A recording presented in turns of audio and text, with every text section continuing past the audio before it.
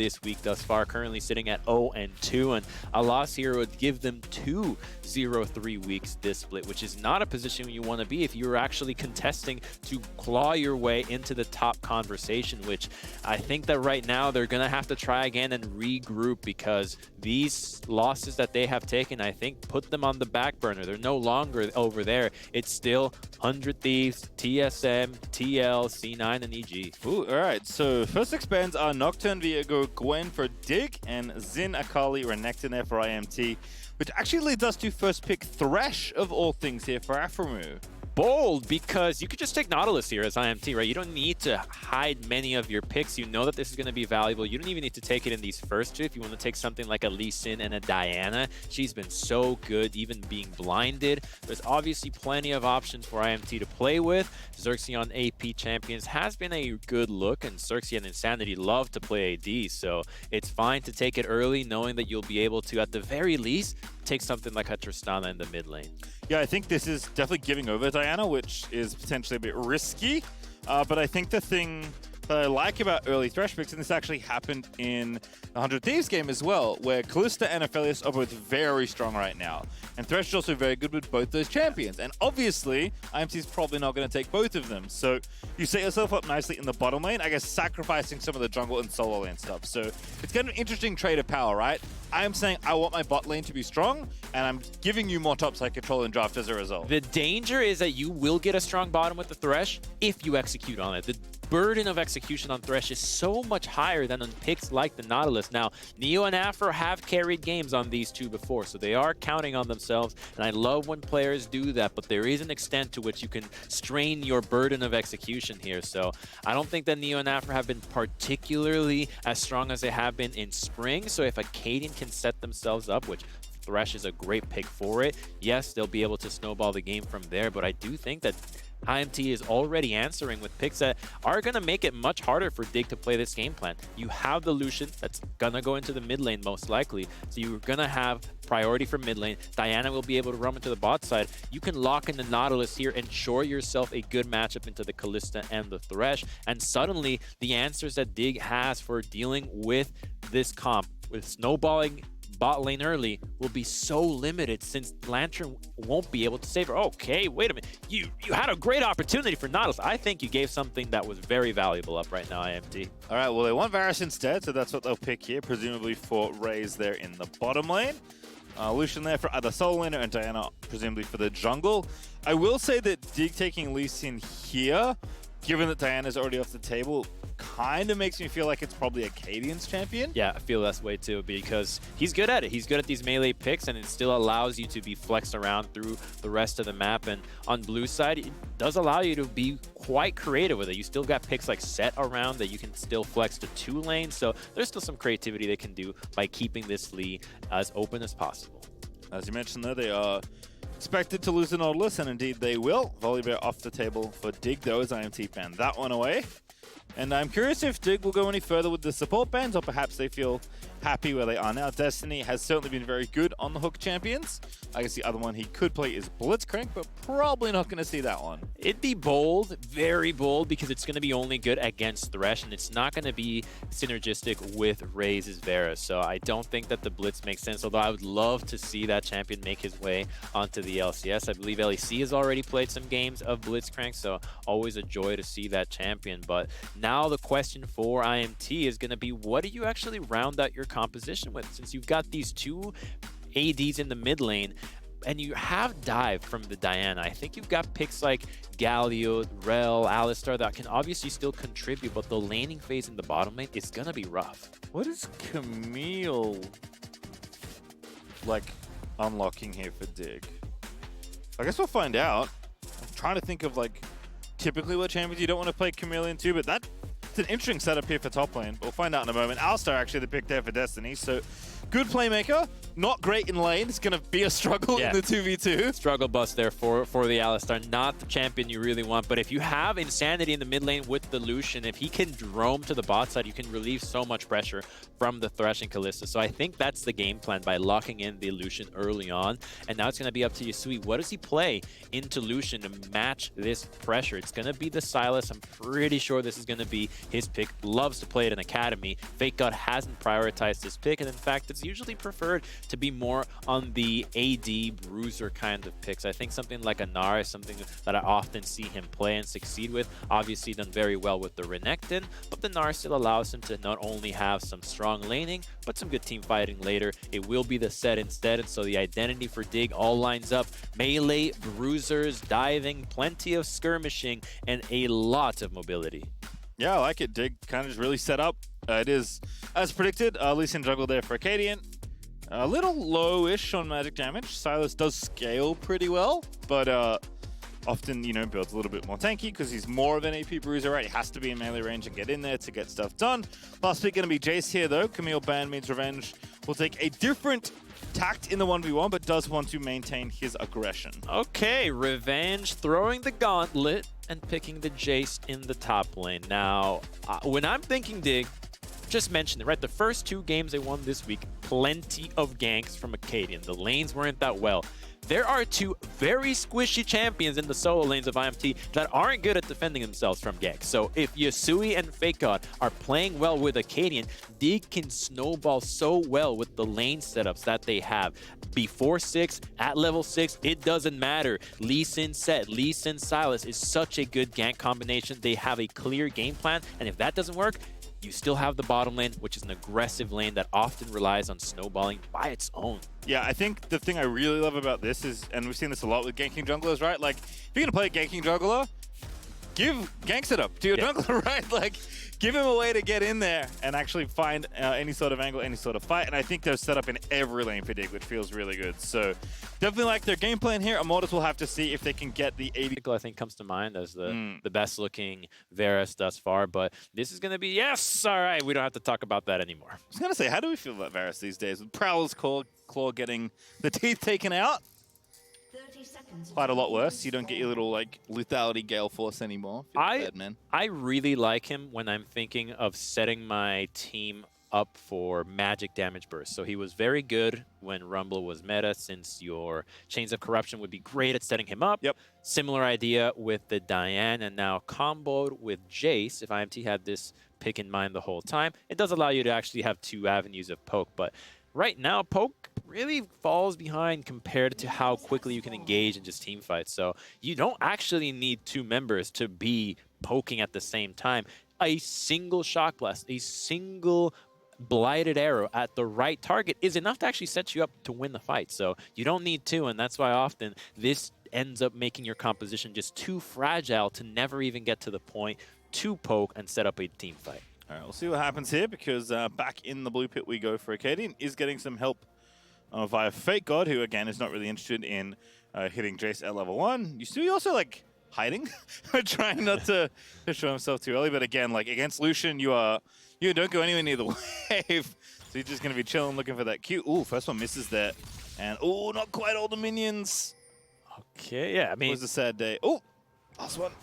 He's gonna get a great play there for Aphro.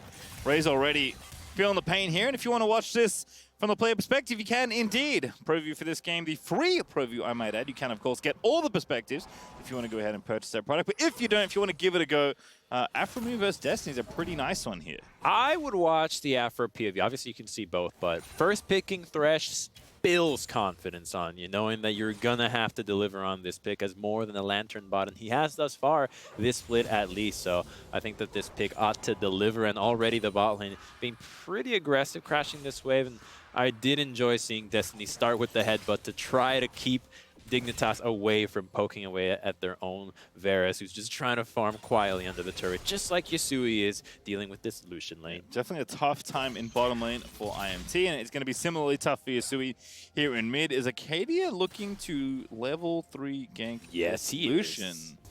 That is the play. Oh, it just finds the Q, gets the damage down. Kind of eats a big trade back, but Akaadian is going to relieve some pressure, which is nice. Okay, yeah, you get a pot, right? You get some health back. And Yusui will love that, but now you know exactly what Akaadian is up to. You know his route, you know he started top, you know he path bottom, the timing that he's going to have on these camps, and that's an avenue for Xerxe to exploit. He's gone for the Crumbz, he can now go for the Scuttle topside, and so now the Diana will be able to get back on the map sooner, reset her camps faster, and that's the advantage Diana will have over Lee Sin every single time. She can just farm faster. So if Akaadian continues to do this, which was what worked in his first 2 games, but doesn't find anything, it's gonna allow the IMT jungler to build a lead that they can use to actually snowball this game. Yeah, I think the cool thing is, like, yes, Akaadian like has lots of different ways to get into these lanes and find effective ganks. We know that Revenge and Insanity are just going to be perma-pushing their lanes, right? So you have to actually time things right as a jungler, right? Whereas the enemy jungler, what lanes are push, what can I realistically gank? Because you do have a wealth of options, but you obviously cannot be in top lane and mid lane at the same time. Unless you're Karthus jungle, which is why people love playing Karthus jungle, because you can be in every single lane at the same time post level 6. And now the wave is shoving back against IMT, but they're doing a fine job hanging back. There's really... Wait a minute! You gotta be careful. Aphroo's getting in there with a double flame, but here's the counter kill from Xerxe. Perhaps not just yet. No, there it is. First blood over to Diana, thanks to the Ignite out of Destiny. As Akaadian still wants more. Missing that Q, though, means the play will be called off, and Neo is just in so much trouble. Will now be forced to flash, headbutt back. IMT gonna get 2 off the play. Maybe 3 there as Races onto Neo. Last hit there, and that's a triple in the bottom side for IMT. Oh, that was just such a good counter gank for IMT, but Dignitas set themselves up for disaster. They did not contribute to that play at the same time. It was Akaadian who was solving gank. All right, backed off because Destiny and Raes were too far away, but then Aphro forces the gank. That's a pause. Timeout. That's not a bug. Timeout. I don't know if that was a bug because that's just, we need a breather on that one. It's just like, isn't that just like PowerPoint on the internet? All right, we're back in the game. FakeGod, he's hit tab enough times to realize he is 1 wave now, which isn't too bad, actually, so he'll be okay for now. But like we said, the real problem is the man in the jungle, Xerxe 2-0-0, and IMT with their pushing lanes, with their double kill, they're up 2,000 gold. So watch this bottom side action again. Yeah, so Akaadian's already backing away. Oh, just such a big miscommunication because Aphro flashes in and then he has to use Lantern to shield himself. I don't know what the bug could have ended up being in here, but it doesn't matter. I don't know if it's in here. Yeah. Might be somewhere else. Right, because we were talking to Revenge before, and then Akaadian just has no way out. And here I think the thing was Neo, you gotta leave. You could have left, my dude. 1 more auto attack. Bam. Ugh. I don't know why he needed a flash on that one, but it still does it for the style points. A nice fadeaway there from Raes. And as a result, IMT take the early game advantages they have, and they snowball them, they balloon them into a very big lead for themselves, and in particular for their jungler. So, you know, if the game holds, things will go from bad to worse in this early game. As, oh, I have a reminder. It is an OC invasion tonight on Bud Light League Lounge. Destiny and Raes will be joining the Tigers and Dash on the Bud Light League Lounge to test their knowledge of Aussie slang and force one of our hosts to eat Vegemite live on broadcast. So you definitely don't want to miss that, because I know for a fact that Dash will crumble like a Tim Tam dipped in coffee once he tastes it. I know for a fact that any testing of Aussie slang will not be a thorough job to Aussie slang, because this is still a PG-13 broadcast pastry. There's lots of different slang words, Crumbz. Can't get them all in there. They all sound like swear words when Australian slang. That is true. A lot of them do sound offensive when many of them are innocent.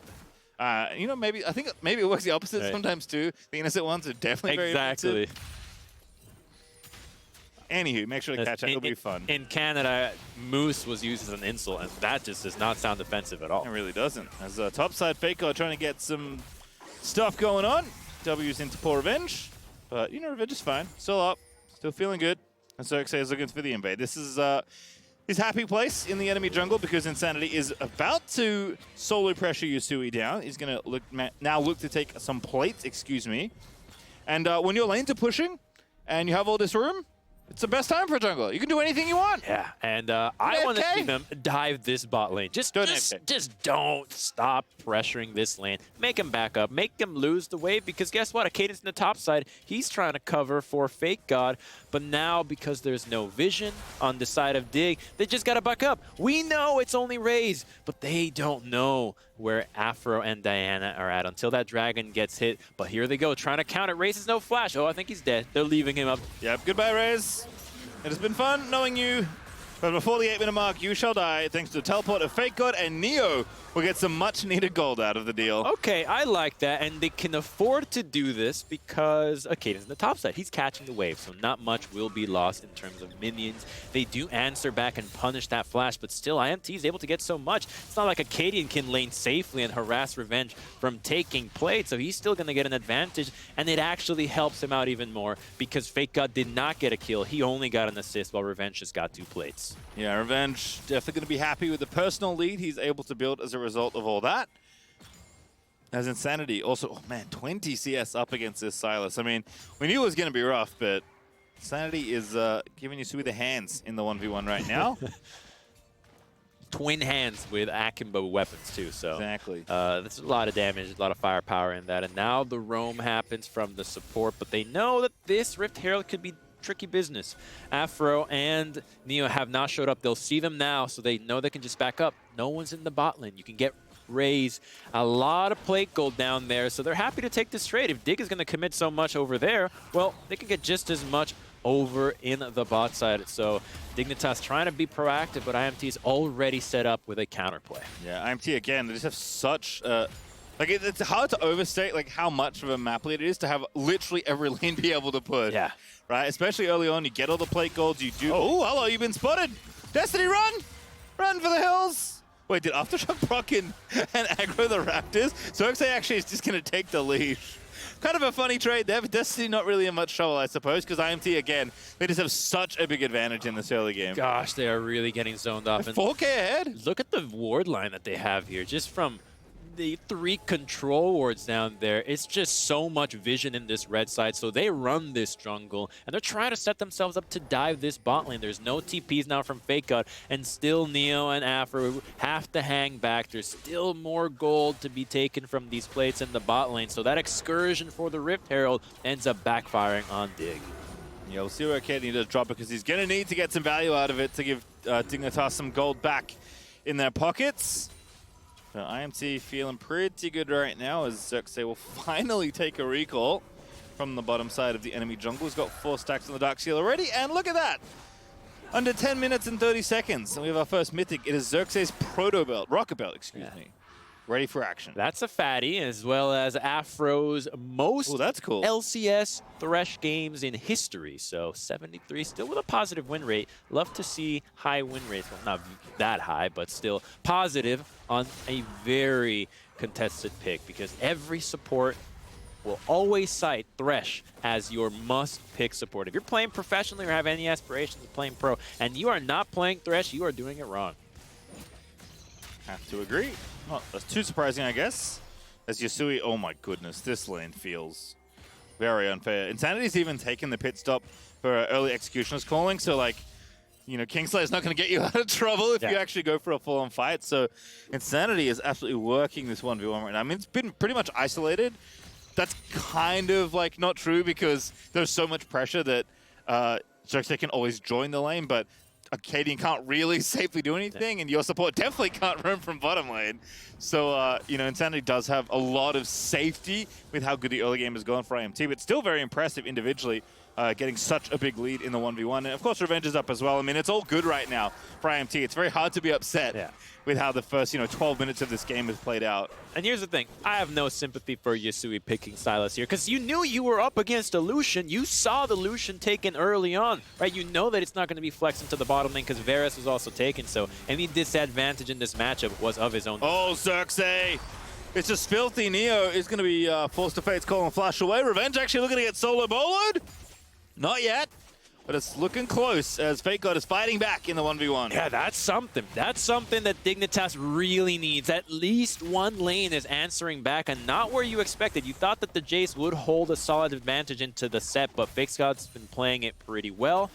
Revenge will have the teleport now, so he can base back, and FakeGod's done a really fine job here in this matchup. Still 4,000 gold behind as a team.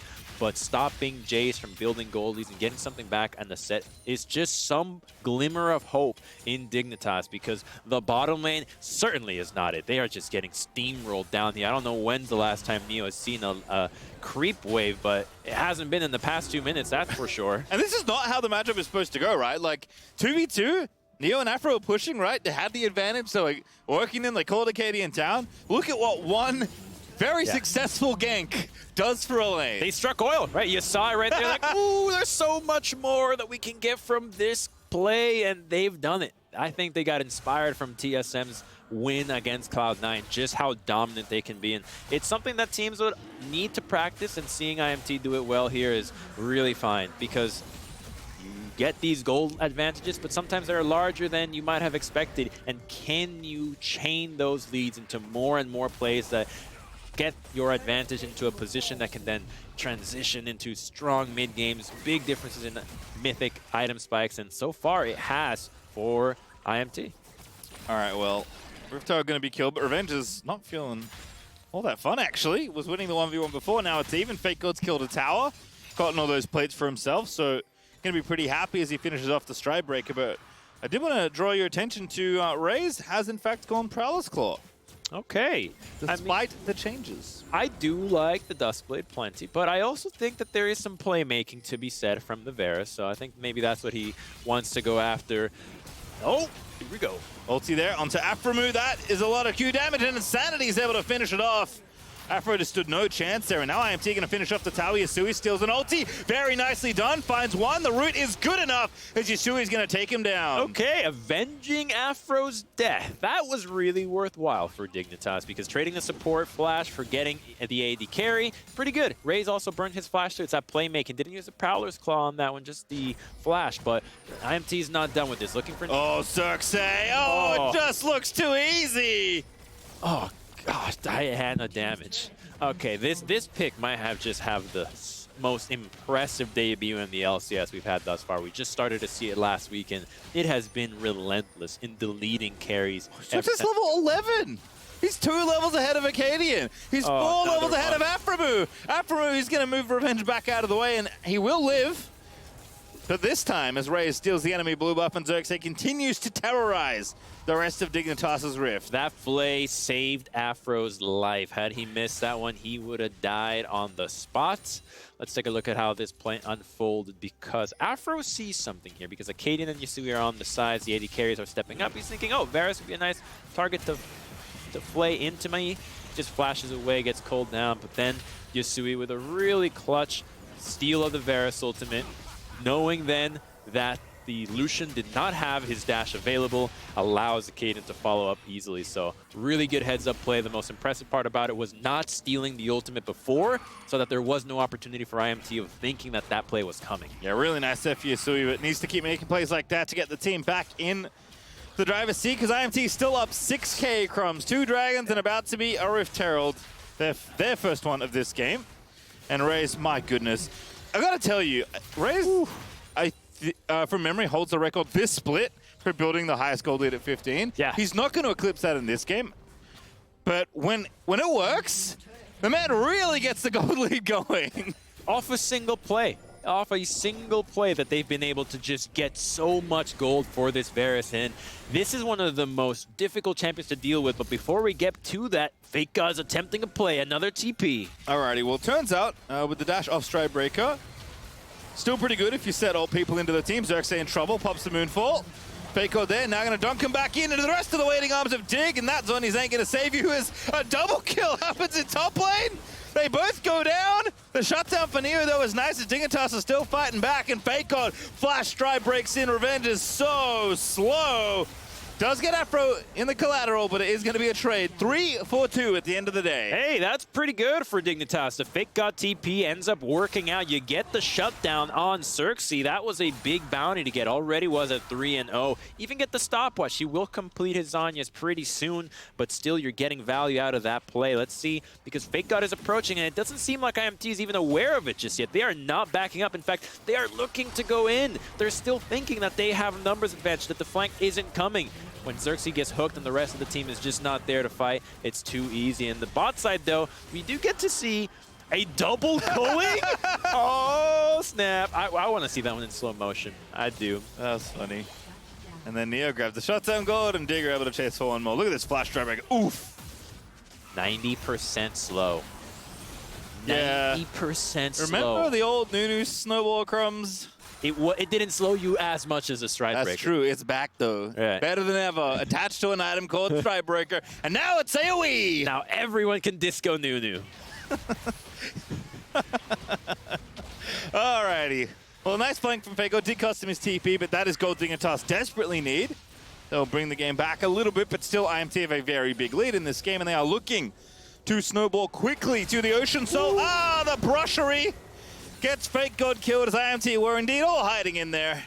There was no business checking that brush just yet. Now, they thought the timer of the dragon would be their cue to try to go into this, but it just wasn't. The rest of the team was still pushing out the mid lane. They wanted prio mid before they transitioned into that one. So, FakeGod, yeah, he made a good play with the TP earlier, but this one just ends up being gold in the pocket of IMT and the certainty that the dragon would go their way. I don't even think Dig had any business trying to take that dragon fight. The only reason they got that dub on the earlier fight was because IMT wasn't prepared and they had a TP flank. Going just straight up 5v5, this much gold down is just not it. Well, this bottom tower's dead. Insanity will make work of it. As Xerxe has kind of been living in the enemy Krug camp, as you can see him recalling there. I don't know what like number time it is he's taken this camp, but it's a lot. He's been cycling the enemy camps. He's got Zhonya's now finished. He did lose a couple stacks on the Dark Seal, but you know what? That's okay. He's taken it more than his own. And that's what matters. The fact that he's been down there to set up Raes for denying the creep waves, to threaten Aphromoo and Neo with a dive. It's made the bot lane of Dignitas such a nightmare to lane in. That's why they've left the lane so much, and that's why Raes' goal lead is so high. And the Varus going lethality, getting snowballed, is so difficult to deal with because no one gets to stack armor. No one gets your natural armor raised from levels. You're just dealing with a ton of stacked lethality before you can itemize against it, and it does so much damage. Oh, flash ult attempted there for Raes. He is feeling it today. Going for all the aggro plays, doesn't quite land that one. It's something that Dig can actually strike upon now, but it looks like Neo should get this lantern and get out. But if Raes doesn't have flash, Akaadian does have his own, so as long as they can pinpoint who to go after, they can start chaining play after play on a single member of IMT and try to fight their way out of this game, because that's going to be the only way that they can do this. It's what's gotten them wins in the past. Even with this current lineup in the past, the team fighting has been a strength for Dignitas, and now there is a glimmer of hope, an avenue with which they can get a fight that won't be as one-sided as the rest have been. All right, well, not going to have that long because the next dragon is up in 3 minutes. And IMT can definitely think about the Baron as well, as it is over 20 minutes and they have plenty of damage. And of course, all the map control to be able to get that vision cleared out, make sure they have it. But Dig are at least trying to counter push here in mid lane, although Varus Qs are making it quite challenging. They're just not even a siege comp, right? So they're just grouping up to try to make sure that they can go for a dive. Raes, my man! Oh, that's very nice there. No flash, no hope for Raes. Akaadian is going to shut that down. FakeGod takes the lantern out. Yusui popping the alley ulti, gets the Everfrost, but doesn't quite find the angle. Re-engage from Destiny, though, as Revenge has taken down FakeGod. Afro's popping out. Xerxe, they're going golden, as Insanity will finish off Yusui, and a nicely timed hook for Aphro is not going to be enough, as he'll be forced to flash. Insanity still in hot pursuit. But no kills will come. They don't even need Raes for this fight. They see an avenue to take a 4v5 and they win it. Now they're going to go for the Baron. There will be teleports up from Dignitas if they can wait enough time and try to stall this out. But IMT have already so much damage. I don't think they're going to even make it. They have no vision. There is no Scryer's Bloom. Destiny is setting up for a turn in case they have to fight it. Oh, actually, Hex flashed over. Yeah, they do want to turn. That's the play they're going for all along. Neo now in trouble, can only hop away, but the TP is coming through for Dig. Akaadian, no, maybe going to be stopped as FakeGod gets in there. Face breaks too. That's going to be a pick off onto Insanity. Neo able to find the shutdown, but Raes is back. He lands the ulti. Yusui is going to die, and Sett will fall as well, as Dig bit off a little bit too much there. Nothing changes. IMT still wins a 1 for 3 and now can return to the Baron. Dignitas have no way to get into this one. Akaadian cannot attempt to steal, so it's just more gold for IMT. Another one fight. It's gonna be a Baron, and it's gonna be just an absolute stomp of a game thus far. From that earlier play in the bot lane, they have gotten more and more advantages that Dignitas just cannot compete with. It all started finding Raes. By himself, he had no flash. Great. But they took a lot of damage, and more importantly, FakeGod was caught on the side, and there was no Lantern, so the rest of IMT saw an opportunity. Beautiful three-man pull from Destiny. Didn't get the Diana combo as precise as you would have liked to see it, but still buys enough time with the Hourglass. That's that wallet advantage. If Xerxe wasn't that fed, wouldn't have that, would have died. Such a good turn here as well for Destiny. Has the Hex Flash, she's Akaadian, decides to go in for the fight instead, and then FakeGod TP's in to try and get it back. And this is a very nice face breaker, to be fair. Yeah, you get the shutdown and some good gold, but then that Chains of Corruption keeps two members in place, and you just can't take the beating of Varus right now. Oh, FakeGod yes, dead. He just keeps finding angles, too, for the stun on the face breaker. Raes on a killing spree, but is going to go down to the back of it all, but I just don't think it matters. Actually, Dig are holding on. Neo is still firing away, but Revenge now looking for the flank. Akaadian eating so much damage when Insanity has gone down. Destiny is going to fall as well, and it's IMT this time that have overextended. Revenge is the only one left alive, and it's not for long as Neo finds a shutdown and Dig find the ace. The Mad Lads did it. That was a Baroned up IMT. That is a huge win for them. They're going to be able to take a mid-tier 1 and the Dragon 8,000 gold down, and they still win the fight. IMT a bit more that they could chew. FakeGod still got a good combo off, but Jayce was not there. IMT just wasn't as grouped as you would have liked them to be before this fight broke out, while Dignitas already had more members than they would have liked to. A great hook from Aphro to find Raes, taking out Varus right away. And then Insanity left on the side with Xerxe dying, just has no one to peel for him. There's not enough threat from the rest of the team. And now Revenge arrives. He's trying to save this play, but it's already too late. Yeah, and again, more than enough here. Sylas putting in work alongside the rest of the squad, and Neo is going to be the one to win a lot of the gold at the end of that ace. So Kalista went from being in the trash can after that first gank from Xerxe. It's a 7-2-3 with 3 items finished. I mean, remember where she started, right? She was getting denied. IMT will really be going over VOD review after this, and win or lose, these fights cannot have afforded to go this way, and now it looks like Dignitas is feeling some confidence. They're looking for so confident. They're still looking for fights. Now Yusui getting in there, tries to get onto the Sylas, now pops the alley ulti he stole just a moment ago, but Dignitas are going to have to back up.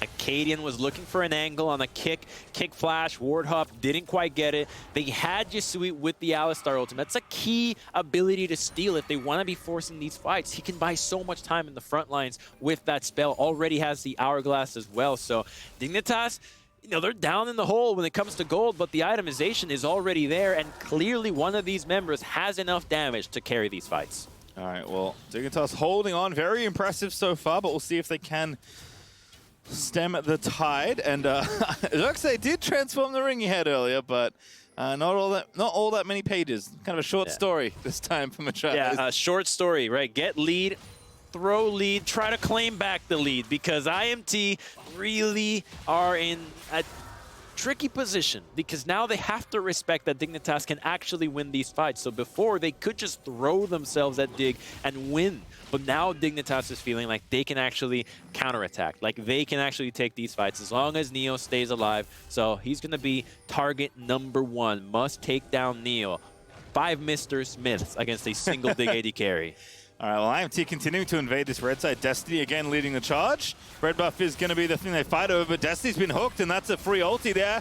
Neo, though, going to have to flash. Xerxe looks for the angle, but now the rest of Dig are going to file in. Destiny, he's running low on extra health. FakeGod finds 2 for the clap, and Akaadian there still trying to live as Destiny gets hooked once again. There's the kill for Neo as he goes godlike, as now Yusui looks to maybe re-engage, but Raes snipes Aphro out of the air. That's going to make it 1-for-1. IMT tries to engage with the Diana, gets flashed out by Neo, but then he's already zoned off. The poke from the Jayce and the Varus is still respectable. They're still very far ahead, so the rest of the Dig squad that doesn't have armor, they just can't stand up to it. They get burned down from afar while Destiny is tanking. It was just a fight over the red buff. It was just over vision and a single minor objective, but the fact that IMT struggled to get it should still bode well for Dignitas. Right, and the reason the vision matters, Crumbz, is because Ocean Soul's coming up in a minute 45, right? So this is an obvious area of the map that teams want to contend for. IMT have had control of it pretty much the entire game since Diana first ganked in that bottom lane. And yet, still things look kind of close. Yeah, that's what's scary because they're so far down. So a good shock blast hit actually takes down some of Neo's initial shield, and then the engage that he has to flash because Revenge is right there with him. But then a lot of damage gets hit onto Neo with the poke from the Culling, and the Varus even gets hit by the Chains of Corruption. So he's not able to DPS as much as he wants during this fight. Yes, they still take down Destiny, but then another huge arrow from Raes deletes Aphromoo, and without him, who's been so critical at finding hooks in these fights, they have to back off. Yusui has just been so clutch, I think, on this on the Sylas. I believe he stole Varus ulti again there in that fight. Actually, I think helped them get that kill that they did get. Look at what's happening here. Like, if you took away the gold, you would not think that Dig, the team behind the gold, they are playing, they have full control of the Dragon side of the map. Well, ooh, and this is why IMT wanted to cheat towards Baron. Yeah, Dignitas doesn't have a Scry, so they just popped it now, so now they know, but look at the poke they're taking on the way there. Oh, Yusui grits through with the Alistar ulti. He's not going to have it at the end of it all. His ult's cooling off, but it's not going to be up in time if they fight right now, and Dig are taking maybe a bit too much poke, as they will move themselves back down to the soul that they have to fight for, remember. They want to see if they can make a trade, but Akaadian is already so low. IMT can always trade this soul for the Baron. It's not going to give Dignitas the opportunity for a soul point themselves, but with the Baron, with the poke composition they already have, it's going to be difficult to deal with a siege. It's a bad trade deal, Crumbz, and Dig don't want it. Aphromoo maybe can find some vision. This is going to have to be a steal. Not going to get it. FakeGod instead. It's going to go back in. The hook lands, but it's only under Destiny as Moonful finds two there as Revenge is taking out FakeGod, but now they go back in. Aphro is desperately trying to make it work, but Neo will be caught up in the crossfire, and it's Immortals that find the Baron, and this time they find the ace. They're going to try to end the game right now. There's double teleports on them. Jayce and Lucian are TPing bot lane. The death timers are over 30 seconds. IMT set up a Baron play on their own terms, bring Dignitas to them, smash them, and now they'll win the game. All right, well, IMT, one last waltz to the enemy base to finish off the 4th of July weekend, but it is IMT. Despite Dignitas' very noble effort, the wallet is too big to be stopped, Crumbz, as IMT will finish off the weekend, stopping the 3-0 and taking down Dignitas as Aphro gets himself slain in the fountain. Sighs of relief, because not only did you stop the Dig 3-0, which to some maybe they weren't even thinking about, but more importantly, they stopped their own 0-3. IMT get themselves back on track with a strong victory. Some minor hiccups in the mid game, but still, the snowball from the fight in the bot lane was so well played. They just never let Neo and Aphro back into the game. It was that hiccup that allowed the Kalista to be strong, but then you saw how powerful their team fight was at the end of the day. Dignitas just couldn't stand the chance. Yeah, pick aggressive soul in is using Revenge and Insanity's like flexibility. Get Raes and Destiny Elite, Xerxe go kill, and then look pretty easy from there. Xerxe, go get him, go get him. You're always killing them. Just do it again. Hey Xerxe, want to go get 2 kills on the AP jungle you're really good at and carry the game? He's like, sure. Yeah, I could do that. I will say though, Destiny for me played so well that game. In a matchup I didn't expect him to really do much. Like in lane especially, there's not much Alistar can do. Granted, Xerxe helped him out, but once that happened and they needed to actually, do stuff in the mid game, like I think around the Baron, I think in a lot of their skirmishes, Destiny had so many good plays to set up Xerxe in team fight. He's been so impressive on so many supports, whether it's in lane or out of it. If you can just get him past the hurdle of, oh yeah, the Alistar early lane is going to suck, he's almost always delivering on all the myriad of picks he's had, like the Thresh or the Rakan. Here on the Alistar was no difference, finding so many crucial angles, multiple flash pulls, headbutts against targets going in. It's a really well played Alistar game. I like how you omitted Yuumi. Yuumi, good gameplay. Okay. All right. Well, as a result, player of the game is in fact Destiny, and for me, I think very well deserved. It's easy to look at Xerxe that game and be like, oh, he must have done it because he did all the work. And Xerxe, like, don't get me wrong, did a lot of work in that game. But for once the support will shine, he just set up so much there. Yeah, and that was the Alistar pick that was a response to seeing the Thresh, knowing what he was going to get himself into, and delivered it really well. So I think that Destiny is quietly, I think, in my eyes, one of the better supports that is on a team that may not have the standings to reflect his performance. He's definitely upping the consistency, which I think has been a big deal for him, right? Like, even on like his more signature like hook style champions, he had some not so great games on those as well. But I think this summer he has been on the up and up, which has been really nice to see. But we are now going to be joining Dash over on stage with